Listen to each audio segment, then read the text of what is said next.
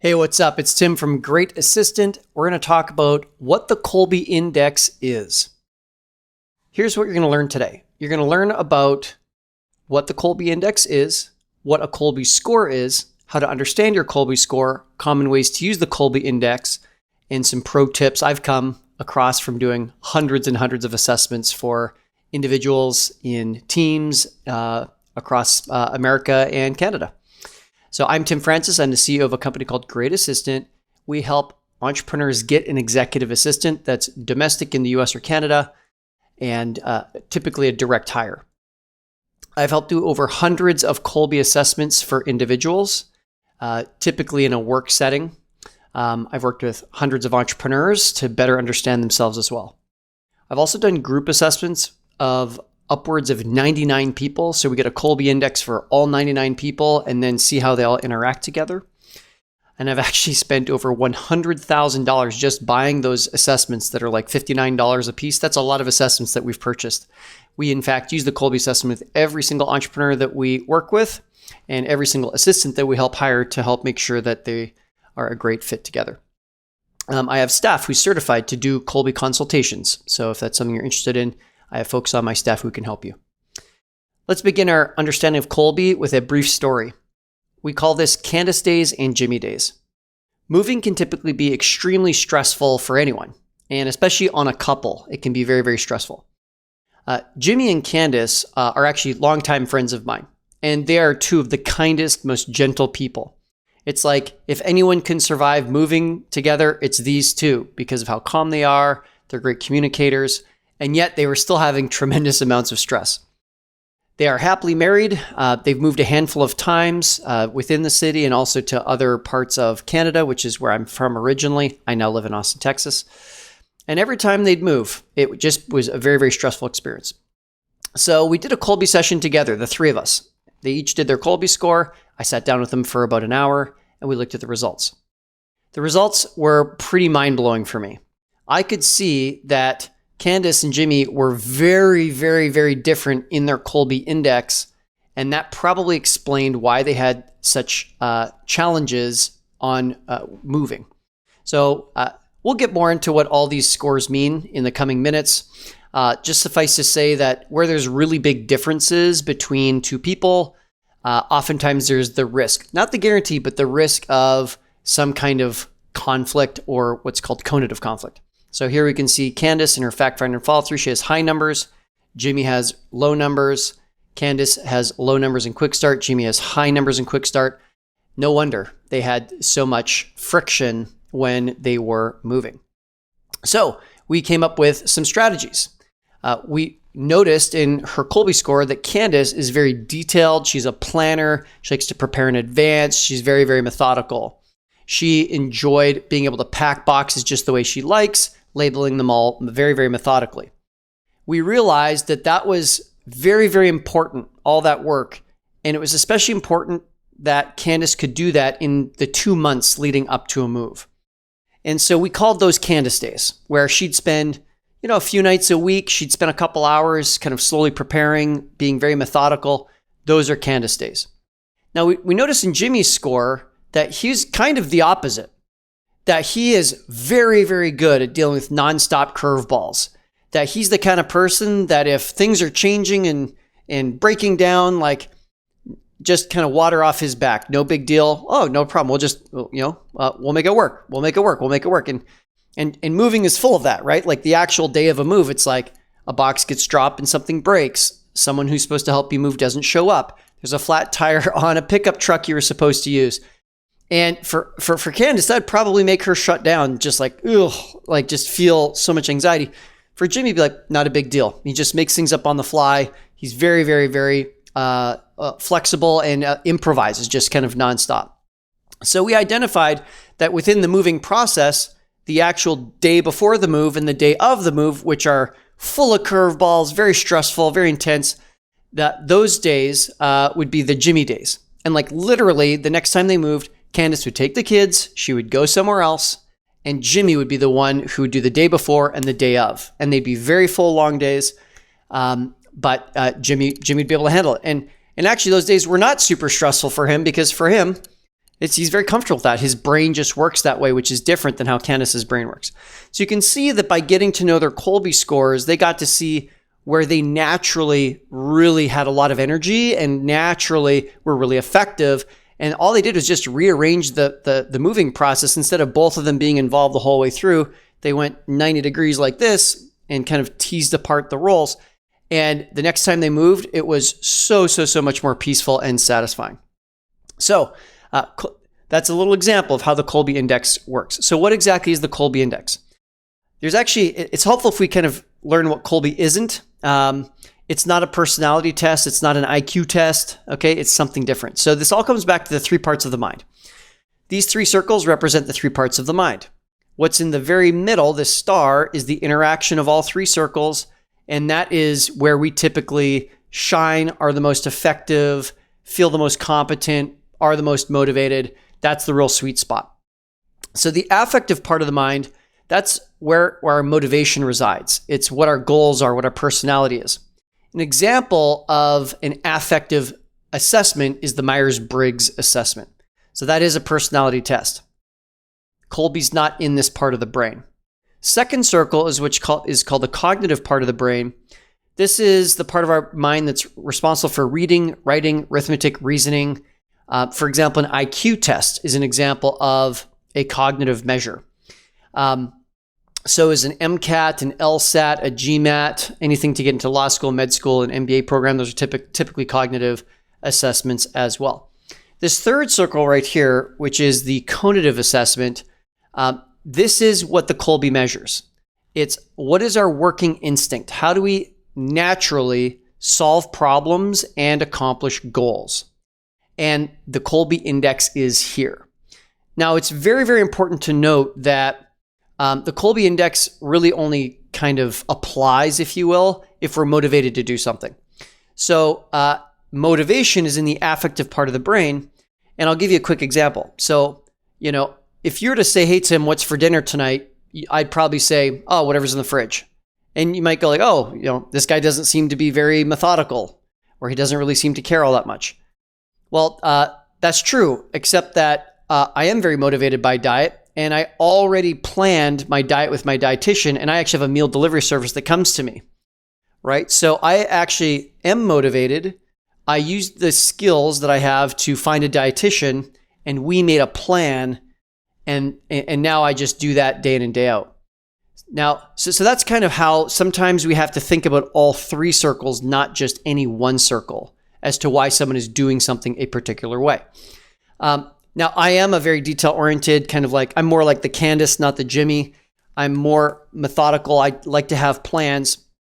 And if you were to ask me about something I don't really care about, it's like, hey, Tim, what are you doing to watch the Cricket World Finals? I don't care about cricket, right? So I don't have a plan in place for that. I'm not motivated. So just be mindful that we want to make sure the person that we're thinking about, whether it's ourselves or someone else, that their motivation is sufficient. And only then would things like their Kolbe score apply. Okay, so Kolbe measures your instinctive way of doing things when you're looking to pursue a goal or solve a problem. Now, how does Kolbe work? You do a 40-minute assessment online. You get your results immediately. You also get an automated report that comes with it.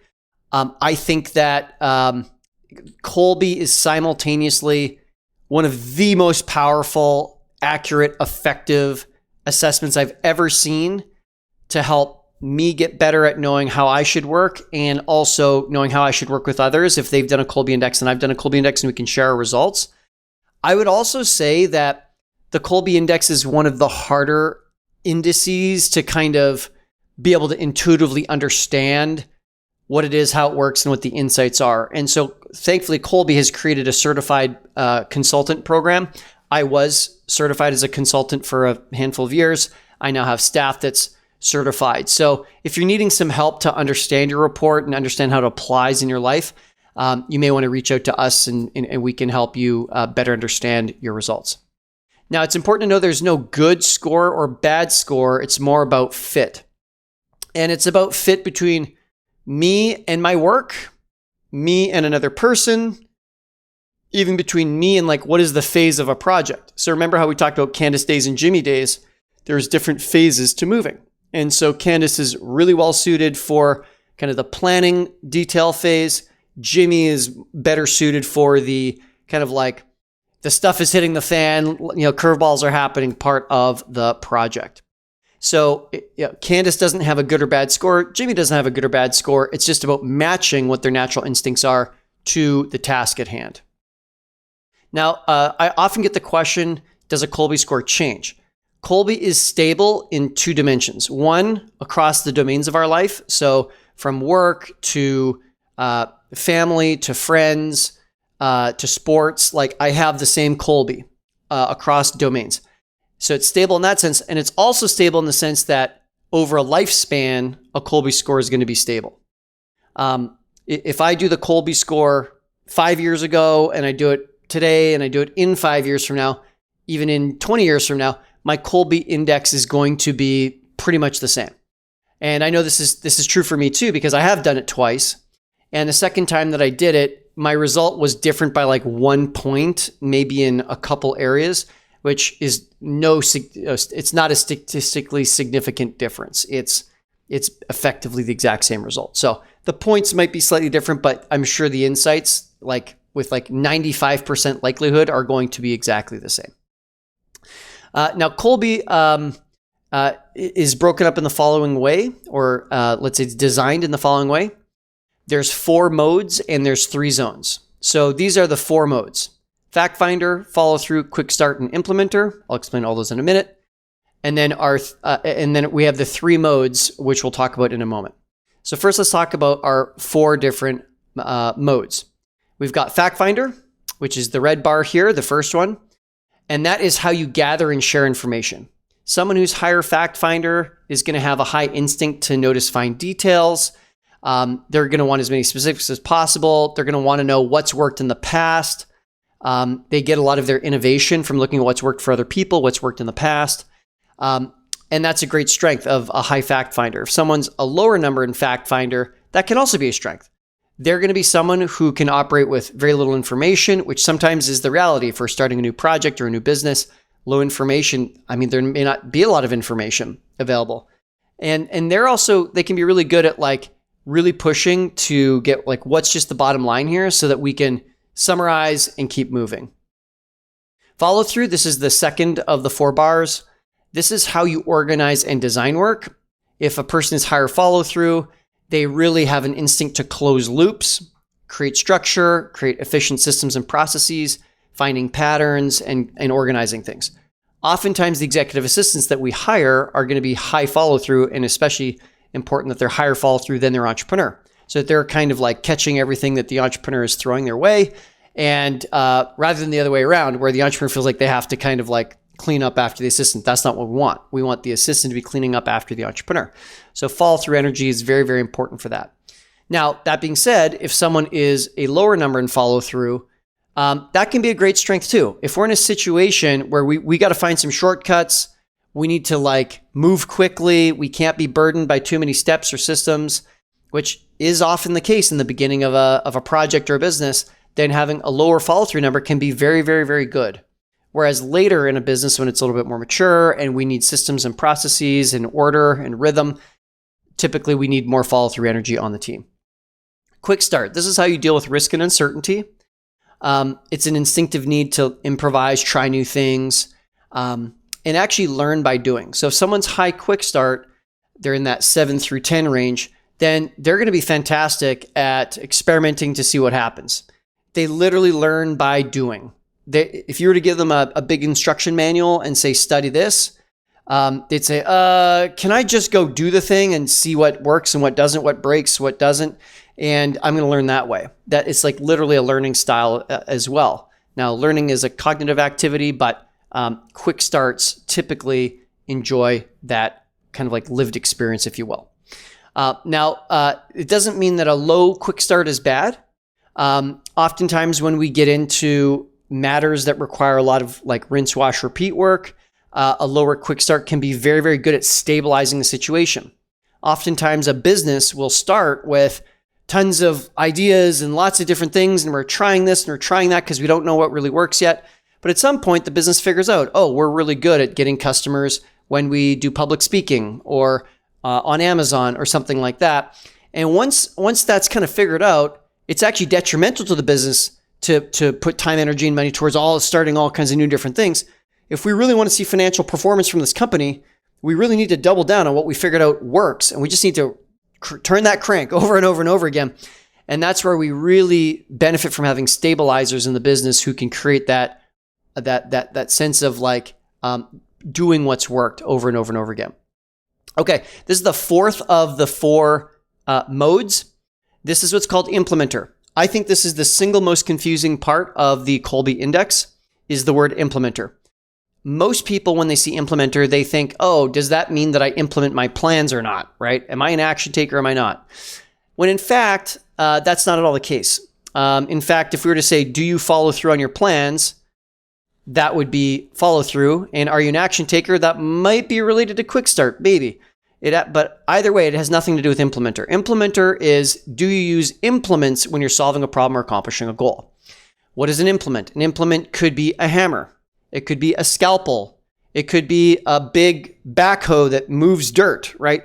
If you're using tools, then if you prefer to use tools when accomplishing goals and solving problems, then you're probably a high implementer. It's the natural urge to interact physically with your environment.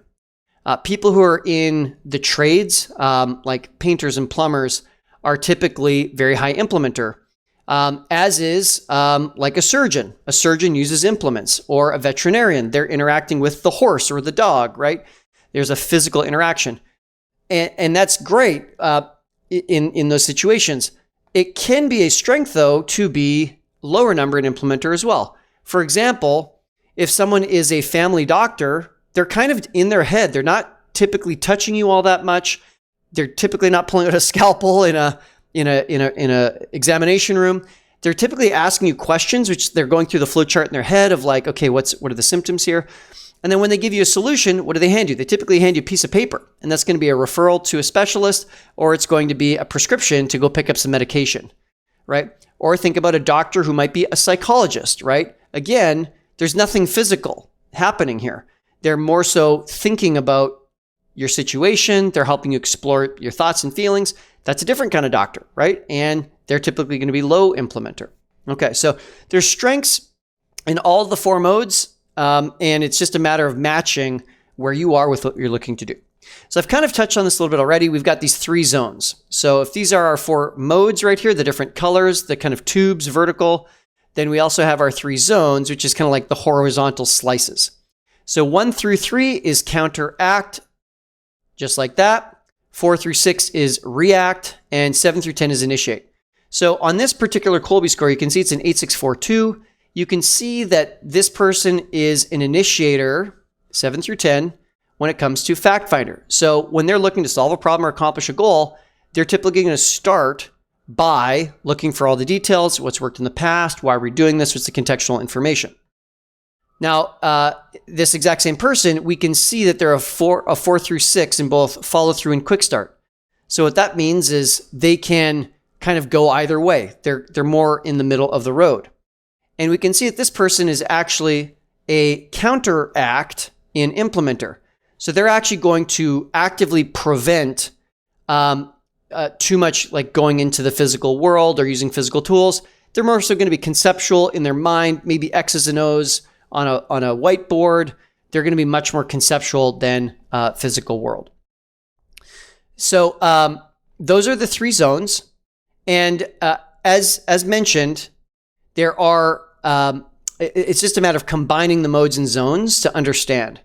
So there are 12 possible Kolbe strengths. All that means is there's 1, 2, 3, 4 modes multiplied by 3 zones. So there's 1, 2, 3, 4, 5, 6, 7, 8, 9, 10, 11, 12 different strengths. And so, for example, our high fact finder, right? Our if we take the proper word, initiate in fact finder down here is our specify. So they want a lot of specifics, right? Whereas if we talk about something like implementer, and if we say if someone's going to initiate action with implementer, then they're going to demonstrate, physically demonstrate in the real world. Whereas if they are a counteract and implement, they're going to be more of someone who envisions. That's why the word envision is there. Okay, so you have 4 strengths that are most natural for you, but you are capable of using any 12 of them. So just like on this example right here, this person has 4 strengths. They're a strength, they're an initiator in fact finder, they're a reactor in follow through and quick start, and they are a counteractor in implementer. Okay. So it's just very, very important. If we go all the way back up here, just because I have a working instinct to do something doesn't mean I can or can't do something. In fact, when we look at these 3 circles, affective is what I want to do, right? Motivation, goals, personality. This is what I want to do. Cognition is what I can do. What are my skills? Reading, writing, arithmetic, reasoning. What are my skills? And that is all different. It's related, but different than how I'm actually going to go do it. So this is what I want to do, what I can do, and this is what I will do. Okay, so let's just keep that in mind. Sometimes folks will say, oh, well, I'm a low fact finder, so I can't do contract work because it's very detail oriented. No, anybody can do contract research. They might be better or worse at it. What Kolbe's going to tell us, though, is how much energy does a person have to go do that contract? If someone's going to be a low fact finder here, and they have the skill to review a contract, and it's quite exhausting because it's like a 30-page document or something, that low fact finder person who's not very detail-minded, they can grind through it, but they probably have to do it in small time chunks, and they can only do it once a month because it's just too much for them outside of that from the amount of energy that they have to do it. But make no mistake, if they really had to, if they're highly motivated up here, they could have the skill to review that contract if needed. Okay, so let's talk about understanding your Kolbe score. Once you do the Kolbe Index, if you haven't done it yet, what'll happen is you get an automated report and you get an automated result immediately. Check that out. It's typically very, very useful. I've had hundreds, in fact, thousands of people just do that, and they got tons of insights from it. Highly recommended. If you do not have your Kolbe result yet and you'd like to do the Kolbe assessment, head to greatassistant.com/Kolbe, and there'll be a button there for you to be able to buy both the report or the index if you want to do the test in the first place. And it also, there's a separate offer there for you to be able to actually book time with a Kolbe consultant as well. And just a friendly reminder that Kolbe is with a K, not a C, and there's an E at the end of Kolbe, not a Y. So it's not Colby, it's Kolbe. That is how you spell Kolbe. Okay, so let's talk about ways to actually use your Kolbe results. Okay, so there's understanding ourselves. Why is it that I have so much friction every time it comes to doing detail work or selling or whatever it is that we might find ourselves doing?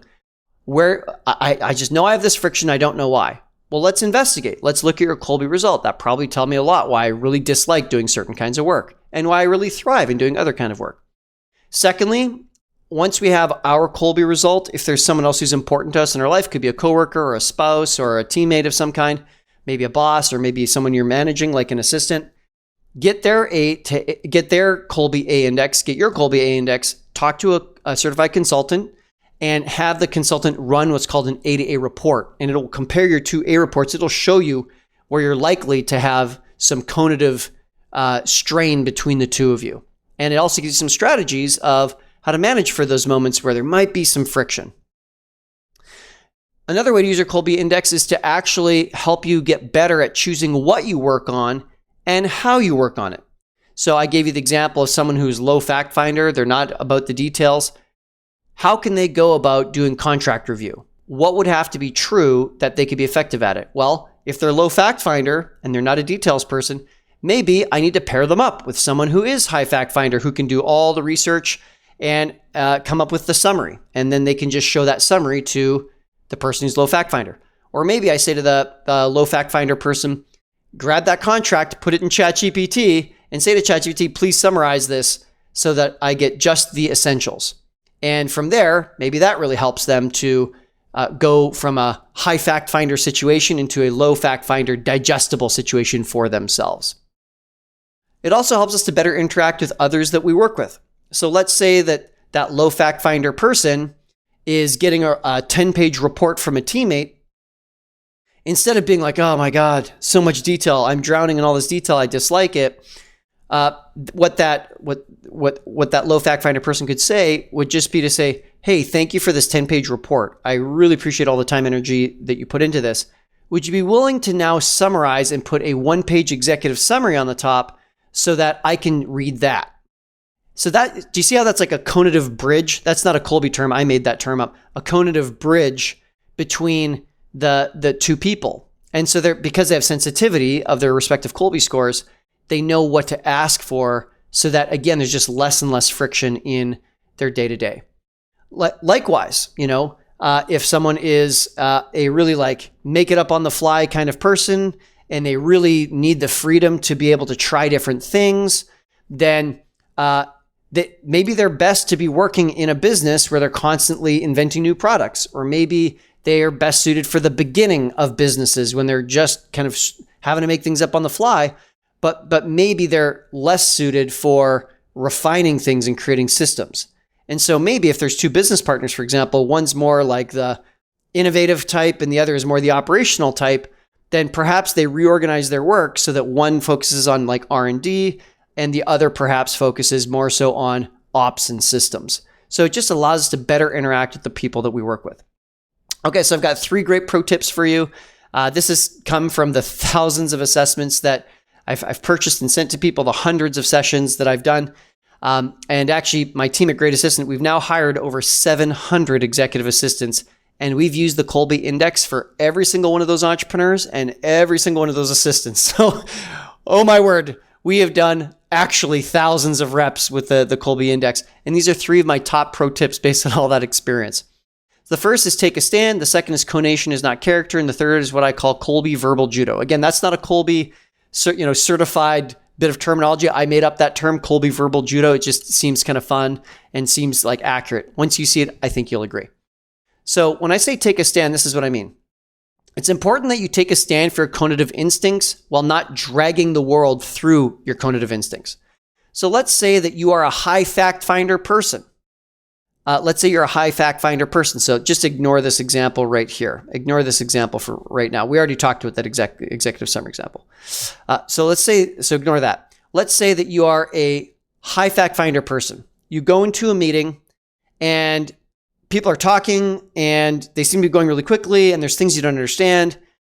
Instead of stopping the whole meeting and saying, whoa, explain that to me, explain that to me, because your high fact finder needs the information, instead of dragging the world through your high fact finder, instead, just take note of the areas that you don't understand and that you feel hungry for more information, and then put your hand up and say, hi, I'd like more information about items 1, 5, and 7. Does anybody have a book I could read, a podcast I could listen to, a course I could take? Is there someone I could talk to who could backfill some information for me? I'd really appreciate that. So notice how in that instance, you're taking a stand for your need for high fact finder, if that's you, and but you're not dragging the whole meeting down by stopping and asking for all this information. The executive summary example I have on the screen here is kind of the opposite example. Let's say that you're a low fact finder person and someone comes with a 10-page, report. All you got to say is, hey, can I get a 1-page executive summary? That would just mean the world to me. So now, again, you're taking a stand for conative instincts, but you're not dragging the world through your conative instincts.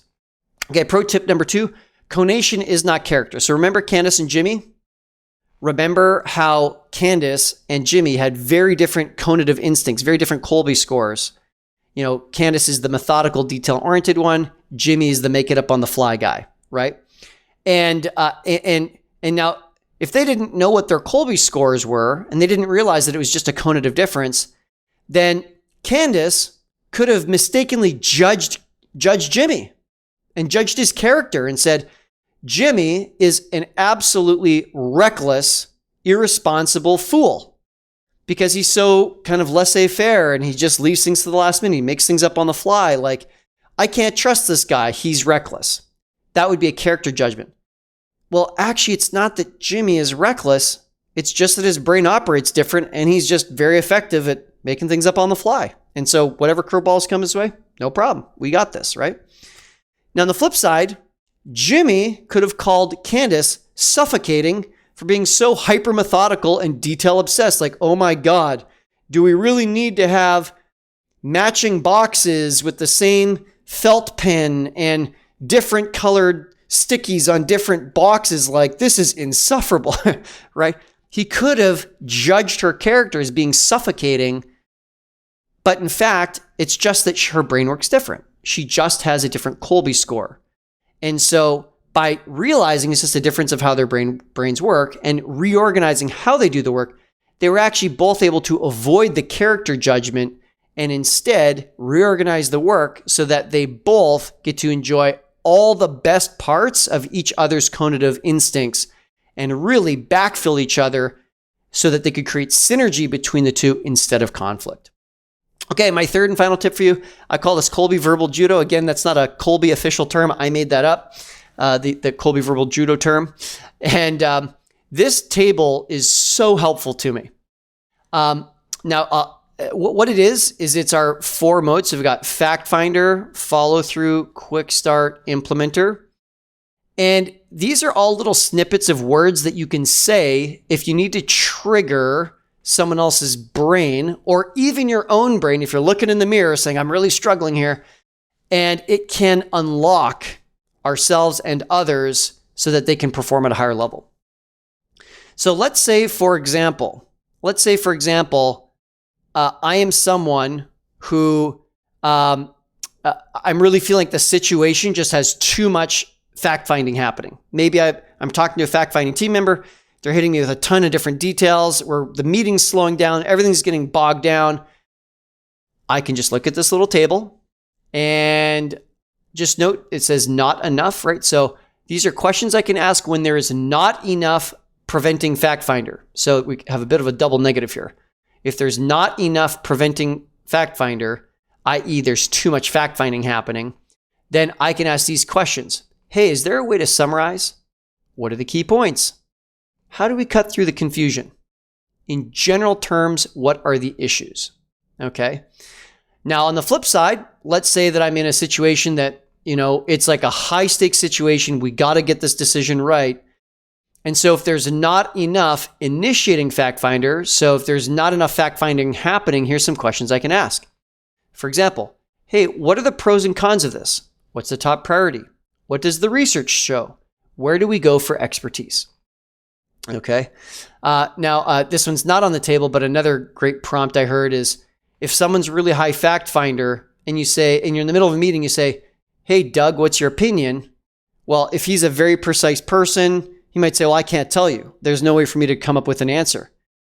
If I ask the question a different way, though, if I said, hey, Doug, based only on what you know so far, and if we assume I'm not going to hold you to this, I'm curious to know, what's your opinion on the situation? Well, I've just removed the stress to him of having to be precise, and I've removed the stress of him having to have like a holistic answer that's considered all the possibilities. I've removed that stress from him. I've removed that pressure by saying, based only on what you know, we understand you haven't done all the research, but just on what you know. And secondly, I'm not going to hold you to it. So even if you're a little imprecise, I'm not going to get mad. Based on what you know, and based on what you know, and I'm not going to hold you to it, what's your opinion? Look at that. 2 simple little Kolbe verbal judo sentences, and this person's unlocked. They say, oh, if you're not going to hold me to it, based on my experience, like, A, B, and C. And it's like, oh my word, we just unlocked this whole person with like 2 little sentences. So it's magic. It's really magic. I love this table. If you end up doing a session with a Kolbe certified consultant, you can ask for this.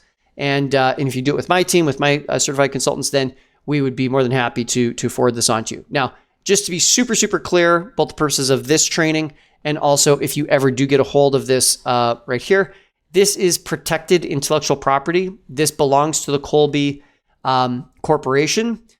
Do not reproduce or resell any of this, or else you'll be in violation of their laws. The only reason that we're able to use it and talk about it is because on our team, we have certified consultants. And so we're allowed to use the learning aids and tools because we've been certified. Okay. So if you'd like to get some Kolbe help along the way, you can take the Kolbe Index or you can get help from a Kolbe certified consultant by heading over to greatassistant.com/Kolbe. Again, Kolbe's with a K at the start and an E at the end. Make sure that you get that right. K at the start, E at the end. And on that page, you'll see that you can click a button to take the index or you can click a button to get help from a certified consultant. My name is Tim Francis. I'm the CEO of greatassistant.com. Kolbe's been an absolutely phenomenal tool in the nearly 1,000 hires that we've done. And also personally for me, it's helped me to understand myself and those around me as well. I've had my family do it. I've had my romantic partner do it. I've had potential internal hires do it. Like I use it everywhere, and it's just demystified so much and created so much more ease and flow everywhere in my life, both personally and professionally. Hopefully this training's been really, really helpful. My name is Tim Francis. We'll talk to you soon.